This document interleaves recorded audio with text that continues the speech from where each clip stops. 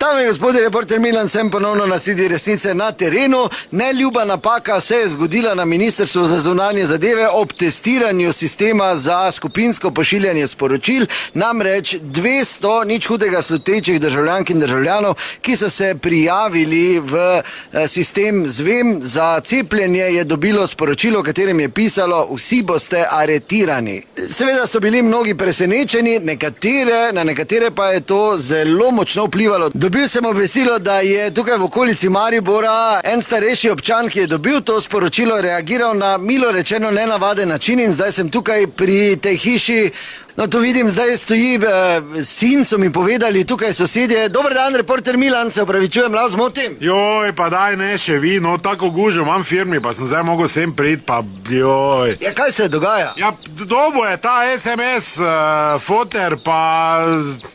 Mislim, ne vem zdaj točno razloga, zakaj bi se pač 84-letni gospod, ki dobi res ta SMS, ki je res napačen, si ga tako razlagal, da se je dobesedno zdaj tu v garaži vkopal oziroma zakleno. Mama pravi, da si je okrog dal neke vreče s peskom in pač noče ven. Že praktično 24 ur, ne? Ja, kaj pa, če ga pokličete, se pogovarjate z njim? Dajte malo sem bolj stopiti, ne tak na fronti stati od garažnih vrat. Zakaj pa? Boste zdaj čuli, ko ga pokličem. Ata! Ata!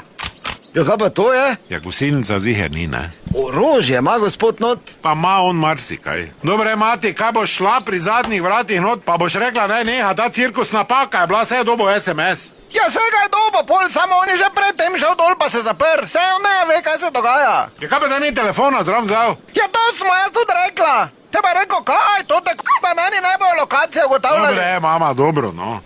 Ja, pa zakaj pa bi se gospod zapr? Ja, pa zakaj je šel dol? Pa se te zdaj nima on slabe vesti, kaj, če pa videl SMS, kaj, zakaj? Ja, to za slabo vesti pusti, veš. Kaj? Ti marsikaj svojem fotru ne veš. Ja, kaj, naprimer, ne vem, da bi dobil tako sporočilo, pa ga resno vzel? Gremo lepo po vrsti, jaz upam, da sem vsega spomnila, tudi nisem več najmlajša. Kupil je 200 litrov bele brajdešnice, pol pa je začel v flaše to prelivati, pa cukrat zraven, pol pa se je okoli lagal, da je to traminec, pa je drago prodajal okoli tu po vasi. Kaj drago? 4 evre flaša. Ja, dobro, no, tudi ni taka cena. Ja, za 200 litrov brajde pa je 40 evrov dal. Pa dobro, zakaj bi se zdaj mogel vkopati? Ata, vse to ta brajda ni nič, pridi vun. Dalje, če gremo. 100% bučno olje je z jedilnim razrečo. Pol se pa okoli lagal, kak imamo mi buče, kak sam stiska, pa kaka križpe, ker se non-stop zabava s totim bučnim oljem, pa da 15 evrov za liter je res drobič za tako kvalitetno olje, te pa je predtem s črno barvo popenzlal po steni, pa je govoril, glej, to je od bučnega olja, kak je gosto. Pa se ne moram verjeti, pa dojemo človekov res dolg cajt. Pa dobro, foter, pusti zdaj bučno, pridi vun. Z avtom se vozi, to tak veš, ampak ko ga je pred 2 letama že doktor na zadnje klical, da mora priti na test za podaljšanje vozniške, ga je poslal v 3, veš kam. To je vse.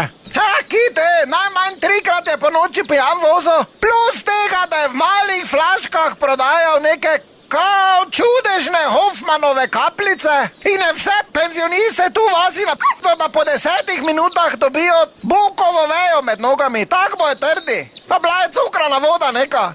Ja, pa dobro, to lahko 3 dni delaš, polko ne pomaga, tega tak ne moč prodajati. Jo, ja, še mene je odcuklo v to. Kaj? Ja, ko se on vuni zader, da on že to 6 mesecev uporablja, kak je to super, ne? In pa je to dotični potencialni kupec se zader.